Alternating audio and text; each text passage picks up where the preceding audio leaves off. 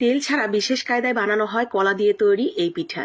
কিশোরগঞ্জে আমার যাওয়ার সৌভাগ্য না হলেও কিশোরগঞ্জের এক ভাবির থেকে এই পিঠা খাওয়ার আমার সৌভাগ্য হয়েছিল। এতটাই মজার এবং সুস্বাদু এই পিঠা, আর বানানোর তেমন কোনো ঝামেলাও নেই। অসম্ভব মজার। কিশোরগঞ্জের এই ঐতিহ্য পিঠার নাম কি বলেন তো?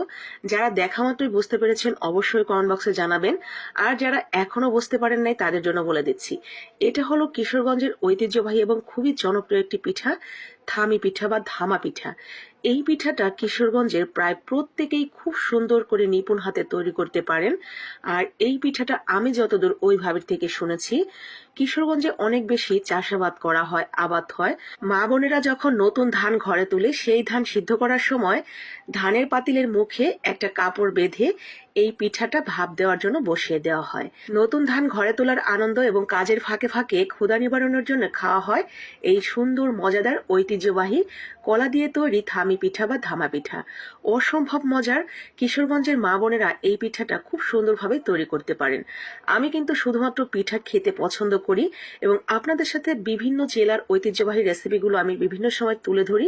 সেই সূত্রপাতে শুধুমাত্র একটু চেষ্টাটুকু করেছি, জানি না কতটুকু পেরেছি। অবশ্যই কিশোরগঞ্জে যেসব আপু ভাইয়ারা আছেন তারা কমেন্ট বক্সে জানাবেন কতটুকু পারলাম।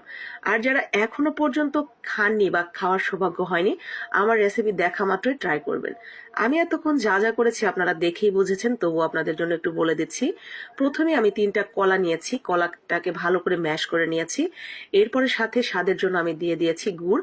গুড়ের পরিবর্তে চিনিও দেওয়া যাবে। আর এরপরে গুড়টাও ভালো করে মিশিয়ে নিয়ে তার সাথে দিয়ে দিয়েছি আতপ চালের গুঁড়া। গুঁড়াটা আপনার আন্দাজ মতো দিতে হবে, আপনি কতটুকু তৈরি করতে চান সেই অনুসারে একটা ঘন ব্যাটার তৈরি হবে। গুঁড়াটা ভালো করে মিশিয়ে নিয়ে স্বাদ মতো লবণ এবং সামান্য একটু বেকিং পাউডার দিয়ে দিবেন। ব্যাস। এরপরে সুন্দর করে হাত দিয়ে ফেটিয়ে নিয়ে কিছুটা সময় রেখে দিবেন, যাতে চালের গুঁড়ার সুজিটা মানে গুঁড়াটা একটু ফুলে যেতে সাহায্য হয়। এরপরে সুন্দর করে একটা পাতিল নিয়ে পাতিলের মধ্যে পানি দিয়ে পাতিলের উপরে একটা পরিষ্কার ন্যাকড়া সুন্দর করে বেঁধে দিতে হবে। ন্যাকড়ার মাঝখানে আমরা দিয়ে দিব সেই ব্যাটারটা এবং উপর থেকে সামান্য একটু আমি নারকেল কোড়া ছড়িয়ে দিয়েছি। এটা অপশনাল, শুধুমাত্র সৌন্দর্যের জন্য আমি দিয়েছি, আপনারা চাইলে দিতেও পারেন নাও পারেন। এরপরে এটাকে আমরা ঢেকে রেখে দিচ্ছি প্রায় 25 থেকে 30 মিনিটের জন্য। 25-30 মিনিটের মধ্যেই কিন্তু আমার কলার থামি পিঠা বা ধামা পিঠা কিন্তু একদম পুরোপুরি সিদ্ধ হয়ে গেছে মাশাআল্লাহ। এটা দেখতে যা নজর কাড়া হয়েছিল, ফ্লেভারটাও দারুণ হয়েছিল, আমার পুরো ঘর মোমো করছিল। আমি খুব সাবধানতা অবলম্বন করে বাঁধনটা খুলে এটাকে সুন্দর করে কাপড় ধরে তুলে নিয়ে এসেছি।